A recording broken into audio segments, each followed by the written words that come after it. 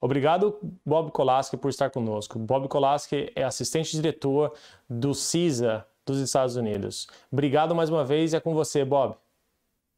So thank you, Rafael, and it's great to be here. I'd like to start by expressing my appreciation to the organizers for the Cyber Security Summit Brasil for inviting me and asking me to speak to the importance of network security for 5G connectivity. My name is Bob Kolasky, and I am the Assistant Director of the Cyber Security Agency within the U.S. Department of Homeland Security, and I run the National Risk Management Center. As I go through my talk, I'll tell you a little bit about what we do here at CISA and the National Risk Management Center, but really did want to focus on the importance of network security. As we all know, cyberspace is not bound by borders. As the world becomes more interconnected, the need to engage with our allies and partners is far greater than in decades past. The threat environment is ever-changing, and adversaries are looking for opportunities to find weaknesses in our networks, technology, and information platforms. 5G networks will be the single biggest critical infrastructure build that the globe has seen in the last 25 years. And coupled with the growth of cloud computing, automation, and artificial intelligence, 5G will demand focused attention today to secure tomorrow. What's at stake here is digital sovereignty of the allied world. The question becomes, will we have integrity of the data that will underpin all aspects of our life for the next generation? To ensure that we do, we must all work together for this common goal. My organization within the U.S. Department of Homeland Security is the Cyber Security and Infrastructure Security Agency, or CISA for short. It is the lead civilian cybersecurity agency in the United States with a broad cybersecurity and critical infrastructure resilience mission. We bring industry, research, academia, and government together to understand the risks to the nation.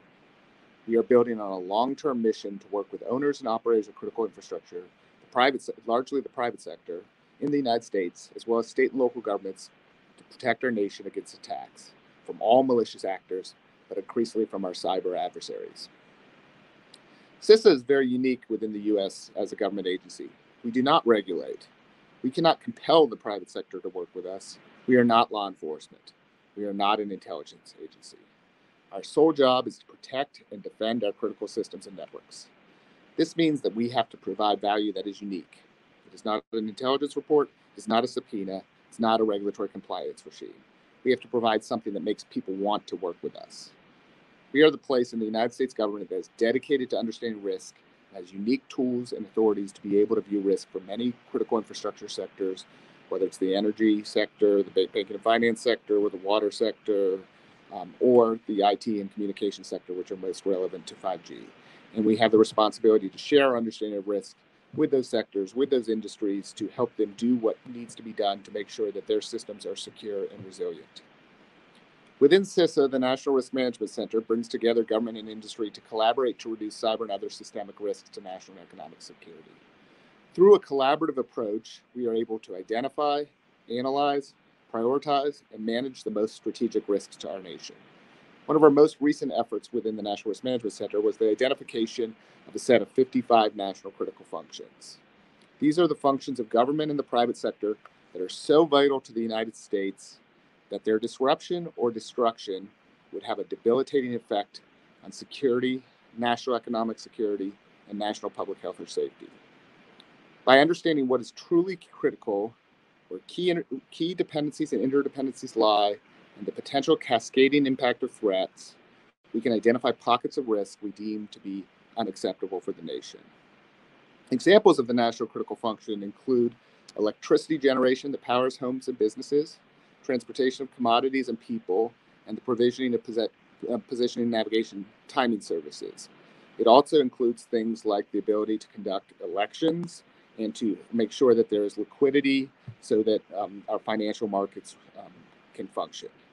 What we're trying to do with the national critical functions is build out a risk model for understanding the things that are most important from our critical infrastructure in the United States and prioritizing areas for risk mitigation to ensure that those functions that we've identified within our risk model are as secure and resilient as possible. We recognize that an interruption to one national critical function can have cascading consequences across industry and society, and it's our foremost goal to ensure that all 55 national critical functions are secure and resilient, and that we have an ability to do the things we need for our national security, for our economic competitiveness, for our economic security, and for community well-being. That's the sort of underpinning by which we do our work within the National Risk Management Center. And as we do that, we look at things that have a potential to dramatically shift the way that functions are produced and ensure that those things are secure as well. And so that's where we come into the question of what are we going to do to secure the 5th generation of telecommunications networks and make sure that 5G is absolutely secure. 5G connections are going to empower a vast array of new and enhanced capabilities across the critical infrastructure sectors and our national critical functions. It will touch almost everything we do in the connected world. 5G will also introduce some significant risks, from insider threats to cyber espionage that threaten national security, economic security, and impact other national and global interests. Given 5G's scope, the stakes for safeguarding our networks could not be higher. This is where CISA steps in. Our unique role at the intersection of cybersecurity and critical infrastructure provides perspective on networks and threats to the IT industry, unlike any other department or agency in the U.S. government. That perspective, informed from our work across the U.S. government with our partners in industry, has uniquely positioned us to understand the complexity of 5G security and implementation. So let me talk about that for a second. Unlike earlier generations of wireless technology, the previously observable distinction between core and edge elements of networks is blurred in the 5G environments. This means that because of the reliance on software in 5G networks, because of the way that 5G is deployed, because more equipment is closer to the edge, we've created fully integrated communications networks that have to be secure across the network. The United States is urging our allies to adopt a risk-based security framework for the construction of all elements in the 5G networks. So not focus on the core or the edge, but focus on all elements of 5G networks. System interdependencies among these critical infrastructure layers greatly increase the risk that failure in one system will cause failure or disruptions in multiple critical infrastructure systems. Therefore, a disruption in the telecommunications networks can have devastating effects on all aspects of society, causing shortages, stoppages, and data leakages that negatively ripple throughout a country. The security vulnerabilities that come along with these dependencies are broad and range from insider threats to cyber espionage and attacks from sophisticated nation states. Nations should conduct a careful evaluation, and not just their vendors, but 2 or 3 layers in their vendor supply chains. These vendors, who we're buying, who's constructing the 5G networks, the primes who are constructing it, as well as the core supply of equipment, whether it be hardware, software, or services. We need to be asking certain questions. These companies need to ask certain questions, and we as a government need to demand that they are doing the things necessary to manage risk to their systems. So the questions we focus on are the questions of things like, what is the extent to which vendors are subject to control by a foreign government? If we have suppliers in a 5G network that are subject to control by foreign government, that's not a good thing, particularly if those foreign governments have a history of trying to take adversarial actions against the United States and our allies.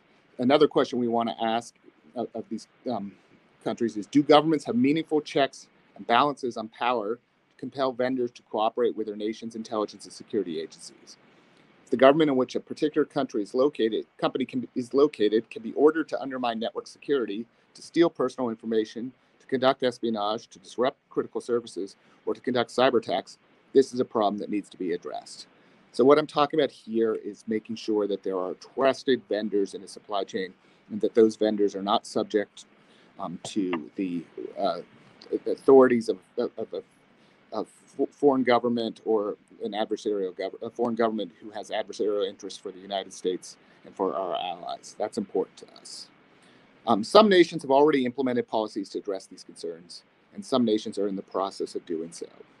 In August of 2018, Australia issued 5G security guidance to Australian carriers to protect their networks from unauthorized access or interference by, and I will quote, vendors who are likely to be subject to extrajudicial directions from a foreign government that conflict with Australian law.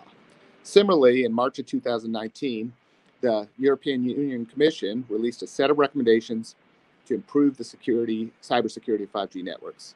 noting that evaluations of equipment suppliers should include the risk, and I'll quote, the risk of influence by a third country, notably in relation to its model of governance. This principle should be applied rigorously. In May of last year, security officials from over 30 countries, including the US, met in Prague to discuss guidelines for secure 5G network deployment. The engagement resulted in the development of the Prague proposals, which identify recommendations in 4 distinct categories: policy, technology, economy, and security, privacy, and resilience.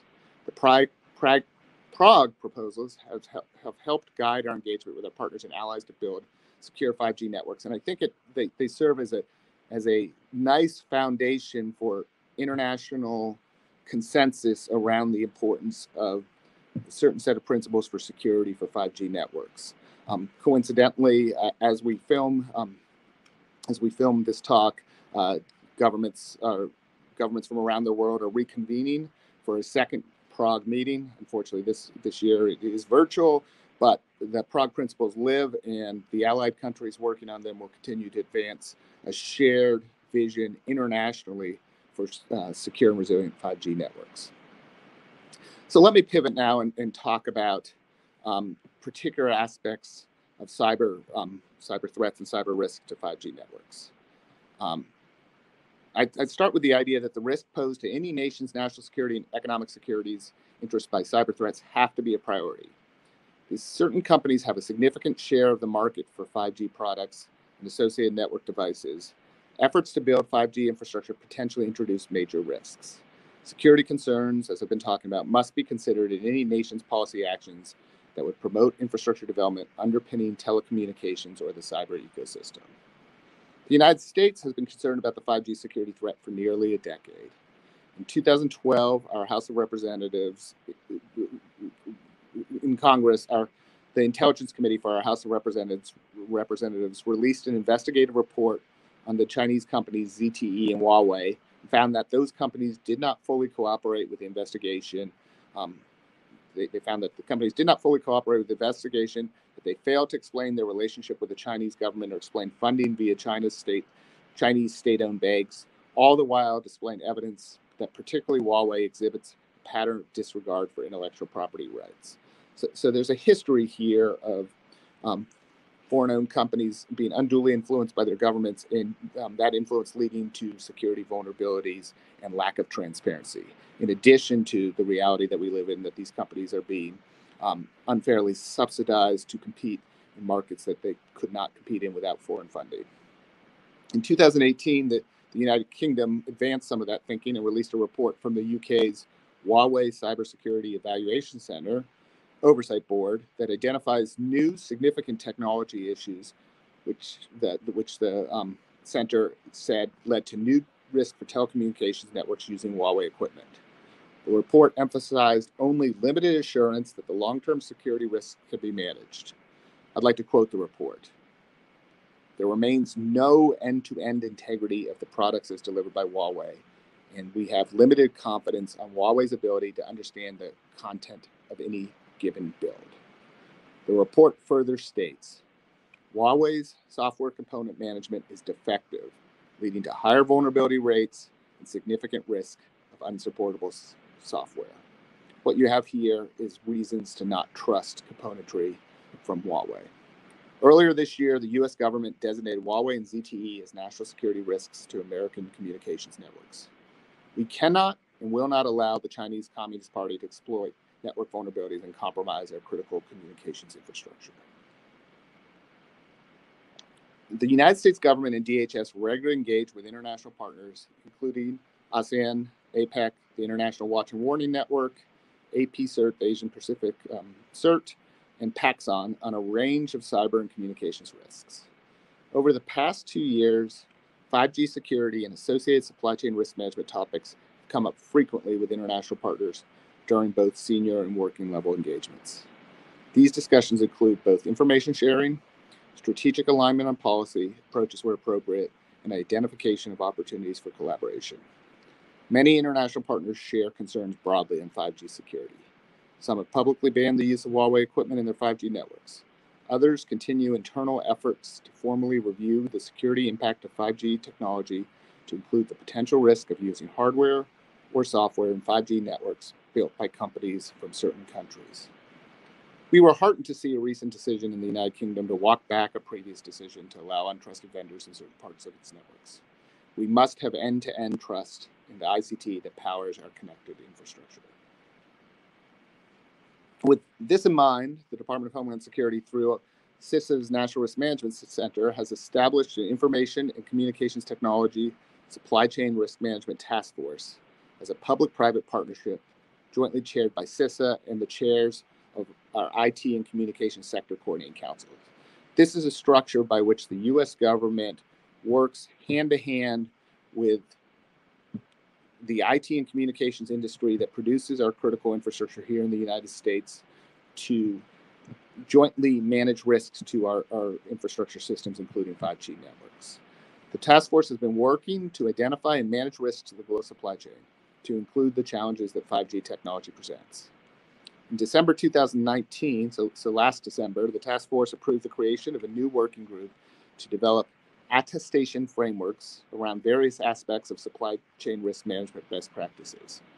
This year, the task force launched a new working group focused on COVID-19 supply chain analysis, with the goal of understanding and analyzing the impacts from the pandemic in order to avoid more serious impacts during potential future events.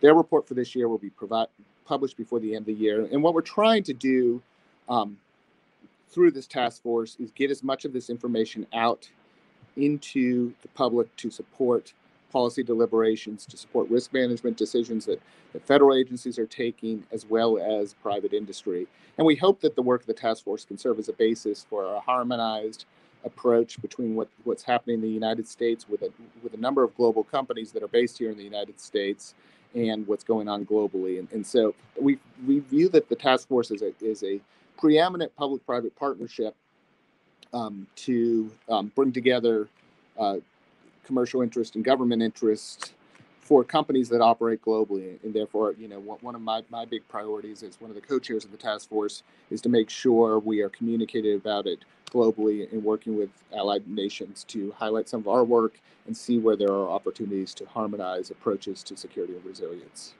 And one of those opportunities, of course, is around 5G security and supply chain security for the 5G networks. So we are working through our Critical Infrastructure Partnership Advisory Council to engage with industry to continue to collaborate on the risks posed by 5G technologies. For example, we are working with the Communications Sector Information Sharing and Analysis Center, which is known colloquially in the United States as an ISAC, which is a partnership of 11 federal agencies and over 60 private sector communications and information technology companies. Some of these companies maintain a permanent presence in CISA's Operations Center. Through this body, government and industry exchange vulnerability, threat, intrusion, and anomaly information. So what you see here is a task force that brings together experts to help think about policy planning in long-term investment decisions in the IT and comm sector, particularly around things like 5G. And then this partnership through the Communication Sector Information Sharing and Analysis Center, which shares information at a more operational pace to ensure that risks are managed within the system as well as managed over long term. So we use these mechanisms to maintain situational awareness regarding the evolution of 5G standards and carrier 5G plans. One thing I would like to do is encourage all current international partners to have their communications companies, agencies engage with the U.S. Communications ISAC, so to better understand the technical risks incorporated into successful strategies necessary for 5G deployment. For example, the U.S. Comms ISAC and Japan's Information Communications Technology ISAC have successfully held several rounds of 5G technical security and deployment forums over the last year. We've encouraged further international participation from Brazil and any other international partner in attendance today. We cannot pretend that any nation is isolated from cyber threats. At the same time, we all benefit greatly from cyber technologies. We want to protect these technologies and to harness them for everything from finance to social interactions. We have a very challenging future ahead of us, and the question is, how do you balance the tension between innovation and security? Strong action must be taken by governments to protect ourselves and our people. On March 23rd, 2020, our president signed into law the Secure 5G and Beyond Act of 2020, which requirements requires the development of a strategy to ensure the security and resilience of 5G wireless communication systems and infrastructure.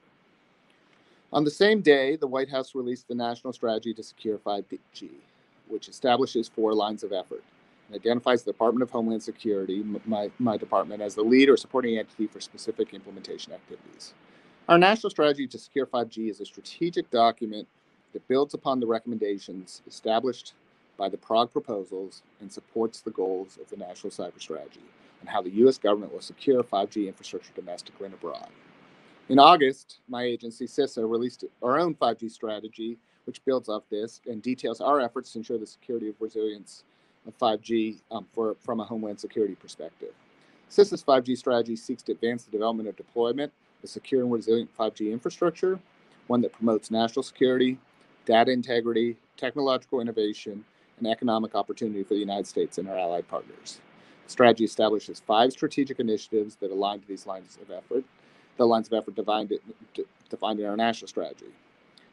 Guided by the core competencies of risk management, stakeholder engagement, and technical assistance, CISA's 5G activities will help ensure there are policy, legal, security, and safety frameworks in place to fully leverage 5G technology while managing its significant risk. These strategies are helping the U.S. government assess the national security risk stemming from vulnerabilities in telecommunications entities, hardware, software, and services, and helping determine foreign entities that constitute a threat to the homeland, critical infrastructure, or American citizens. CIS is also actively engaging, as I've been discussing, with our international partners to promote and develop security best practices, standards, and federal policy that remove untrustworthy 5G components from U.S. government networks. We are expanding situational awareness of 5G supply chain risks and promoting security measures. We are collaborating with international partners, as well as our interagency and industry partners to evaluate, prioritize, and communicate supply chain risks to 5G infrastructure. We are releasing resources to educate stakeholders on key challenges and risks associated with 5G to include sector-specific risk profiles.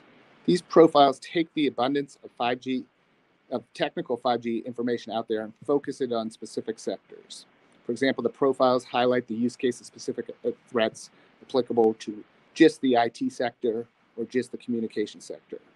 2 particular sectors that I think are worth noting that these profiles will be helpful is transportation, given the reliance as we switch to more automation in terms of the operation of core transportation networks.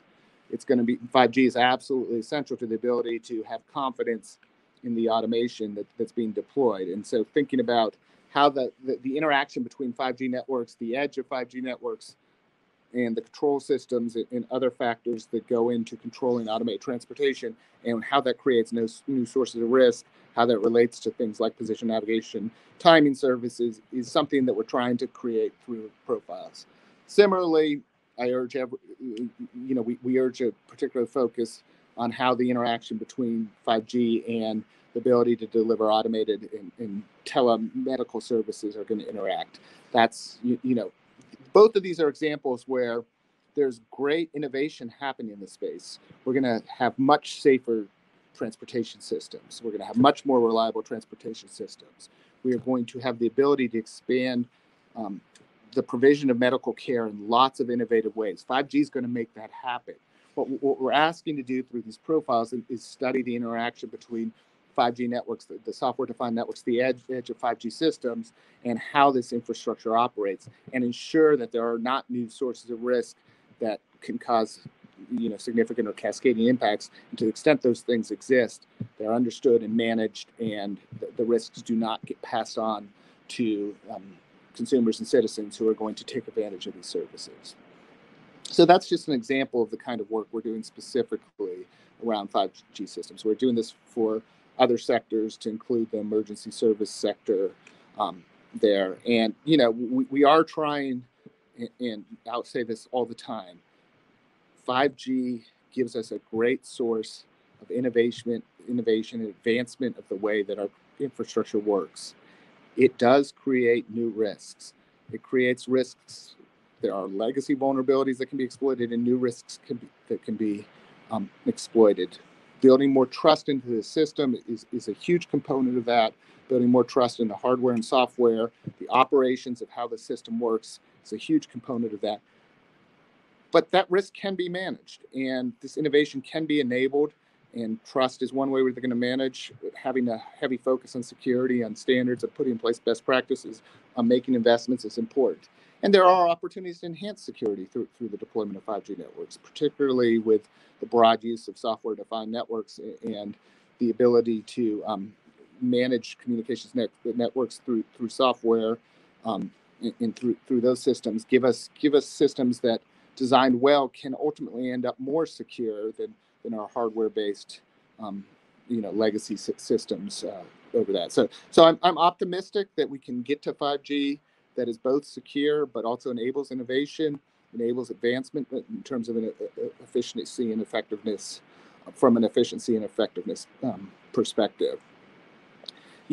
Taking the opportunity to talk in this international setting and talk to the Cyber Summit Brazil, I just want to reinforce, a message that's been talked about that I've mentioned throughout my talk.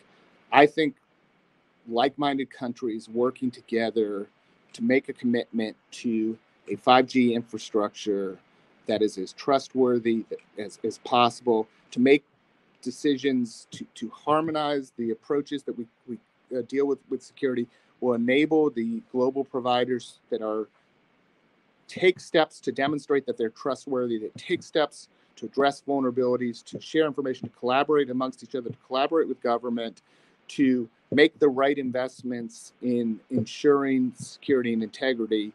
I think this international partnership and a commitment to do that will help create and strengthen the international marketplace that exists, where companies that operate globally will be able to provide services that will ultimately serve all of our national interests and will serve our international interests, where we have a communications network, which is a next generation communications network, which does allow greater connectivity, does allow greater trust in systems, but is designed in a way with a marketplace where security is prioritized. And we will go anywhere and we will talk to anyone about the importance of this and the importance of collaborating internationally around these ideas. So in closing, let me wrap up by saying that from my perspective, it is clear that no single entity can solve the myriad of issues 5G implementation may cause. Nor can this work be addressed with a single perspective, let alone an isolated strategy, as the decisions on 5G will affect all industry. Adversaries are not going to stop finding ways to attack targets of opportunity, especially those whose criticality is paramount to the long-term success of a nation. We must work together to ensure the security and integrity of technology for our collective safety and prosperity. This includes building coalitions not just domestically, but internationally, as I was just saying, with partners who see a benefit in the need to secure our networks and make emerging technologies safer. This is imperative. Practically, information sharing and intelligence exchange will be the cornerstone of both our collective security and defense. We as countries need to share information about vulnerabilities that are in 5G networks so that we can learn from each other's experiences as we go through this. And we will be actively working through international partnerships to identify and manage. As we identify and manage cyber risk, we will be actively working through international partnerships to help do that in a way that benefits the globe as a whole. The United States is committed to working with all our allies and partners. Together, we will ensure a safer, more secure, and resilient 5G tomorrow. I look forward to being on that journey, and I thank you very much for having me today, and I look forward to continued dialogue as part of this summit. Thank you very much.